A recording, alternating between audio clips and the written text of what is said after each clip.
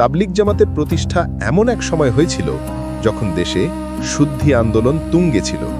এই সেই আন্দোলন যা ইসলামের বিরুদ্ধে সবচেয়ে বেশি বই লিখিয়েছিল এবং মুসলমানদের অমুসলিম বানানোর পরিকল্পনা করেছিল।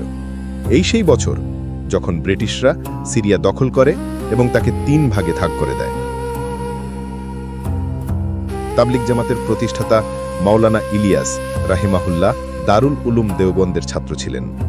পাকিস্তানের প্রাক্তন রাষ্ট্রপতি ফারুক আহমদ খান এবং মোহাম্মদ রফিক তারারও তাবলিগ জামাতের অংশ ছিলেন।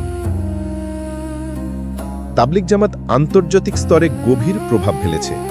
আমেরিকা ও ব্রিটেন তাবলিগ জামাতকে নিষিদ্ধ করার অনেক প্রচেষ্টা করেছে। এর জন্য ব্রিটিশ সরকার ভারতে অনেক গোপন অভিযান চালায়।